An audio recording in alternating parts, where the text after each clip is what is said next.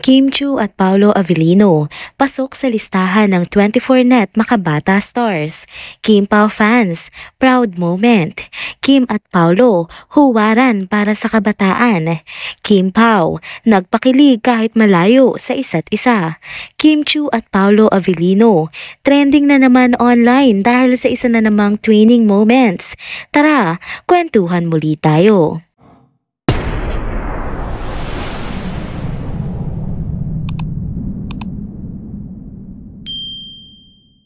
Hello mga ka-trenders! Welcome back muli sa ating channel. Kung bago pa lamang kayo dito, huwag nang kalimutang mag-like, mag-subscribe at ihita din ang bell notification para lagi kayong updated sa mga balitang trending at napapanahon. Mga ka-trenders, masayang araw ng Biyernes. Thank God it's Friday. Nagbabalik tayo sa channel na ito para pag-usapan ang paborito nating tambalan, ang Kim Pao. Ngayong araw, fresh na fresh ang balita patungkol sa bagong tagumpay na nakamit ni Kim Chiu at Paolo Avellino. Ngayong December 6, kasabay ng pagdiriwang ng 25th anniversary ng Anak TV Seal Awards, ginanap ang espesyal na ceremony sa EVM Convention Center sa Central Avenue, Quezon City. Dito, ginawaran ng mga tinaguriang 24net Makabata Stars, mga personalidad sa telebisyon na nagsisilbing huwaran para sa mga kabataan. Sa event na ito, pinarangalan hindi lang ang talento ng mga artista, kundi pati na rin ang kanilang pagiging mabuting impluwensya para sa mga manonood, lalo na sa kabataan. Siyempre, kasama sa mga pinarangalan ngayong taon ang dalawa sa pinakasikat at minamahal nating kapamilya stars. Walang iba kundi sina Kim Chiu at Paolo Avellino. Si Kim na palagi nagbibigay ng good vibes sa masa sa kanyang bubbly at approachable na personality ay patuloy na nagpapatunay kung bakit isa siya sa mga pinagkakatiwalaang artista ng mga Pilipino.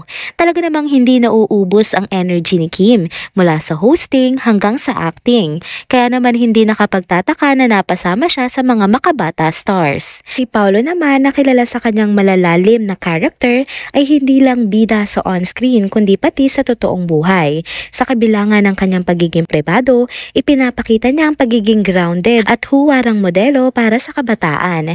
Siya ang klase ng artista na hindi lang talento ang puhunan, kundi pati dedikasyon na maging mabuting impluwensya. Ang nakakakilig pa rito, bukod sa kanilang mga individual achievements, ay ang makitang magkasama sina Kim at Paolo sa parehong listahan ng mga awardees. Siyempre, walang mapagsidlan ng tuwa ang Kim Pao fandom dahil sa milestone na ito. Para sa kanila, isa na namang patunay ito na hindi lang pangkilig ang tambalan nila, kundi pang inspirasyon din. Ang Anak TV Seal Awards nga po ay taunang selebrasyon na nagpapaalala sa kahalagahan ng responsibilidad ng mga nasa industriya ng telebisyon. Pinapaalala nito na hindi lang dapat puro entertainment ang hatid nila, kundi pati mabuting impluwensya sa mga kabataan. Para kina Kim at Paolo, ang parangal na ito ay isang hamon din na ipagpatuloy ang kanilang layunin na maging inspirasyon at liwanag sa kanilang mga viewers.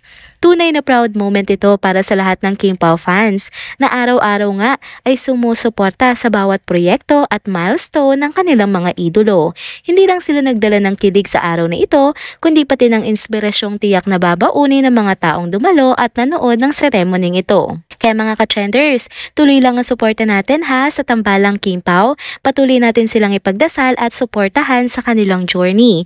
Dahil malinaw na hindi lang sila simpleng tambalan, sila rin ay simbolo ng inspirasyon at kabutihan para sa ating lahat, lalo na nga para sa ating mga kabataan. Narito naman ang sunod na topic na pag-uusapan natin. Ituloy-tuloy na natin ang mga masasaya at mga nakakakilig na balita. Isa nga ang pag-uusapan natin ay ang mga ganap kagabi sa magkahiwalay na events ni Kim Chiu at Paolo Avellino. Kahit hindi sila magkasama, grabe pa rin ang energy at kilig na dala ng dalawa sa kanilang mga taga-suporta. Unahin natin si Kim na talaga namang laging pasabog ang presence saan man magpunta. Kagabi, dumalo si Kim sa isang malaking event sa Bel Air, Makati. As expected, hindi lang napuno ang venue, literal na sumabog ang energy sa lugar dahil sa kanyang karisma. Syempre, dala ni Kim ang kanyang signature happy vibes, kaya naman ang mga tao ay walang ibang nararamdaman kundi saya. Kasama rin ni Kim ang kanyang bestie na si Darren Espanto na nagbigay din ng dagdag kasiyahan sa gabing iyon. May mga sumigaw pa nga mula sa crowd na gustong mapanood ang kanilang duet, ngunit kahit wala man silang duet performance, ramdam mo naman ang closeness at good vibes sa pagitan nila. Samantala, sa kabilang banda naman, si Paolo ay nasa Cabecera Festival Night at kagaya ni Kim, dinumog din siya ng kanyang mga fans. Pero alam nyo ba kung ano nagdala ng ultimate kilig sa gabing iyon? Ang mga banat nga ni Paolo. Habang nagpe-perform kasi siya, nagbiro pa ito tungkol sa isang kanta na madalas niyang kantahin sa ganitong mga events. Ang sabi niya, ang beer hindi nang iiwan pero ang pag-ibig naiwan. Nagets naman agad ang audience kung sino ang tinutukoy ni Paolo dahil sinundan ito ng malalakas na hiyawan at kantsaw mula sa crowd. Naiwan daw niya si Kim sa Manila. Pero wait, hindi dyan natapos ang kilig. Napansin din ng mga fans ang tila pagmamadali ni Paolo matapos ang kanyang performance. Agad na nagbiro ang mga tao. Siguro may workout date na naman sila ni Kim kinabukasan kaya nagmamadaling makauwi. Hindi talaga maikakaila na grabe ang hatak ng tambalang Kim Pao. Bago pa man kasi sila magtambal, malalaking fanbase na ang meron sila. Pero ngayong magkasama na sila, lalo pang dumami ang sumusuporta sa kanilang dalawa. Ang saya lang isipin na marami ang kinikilig at naiingganyong sumubaybay para sa kanila.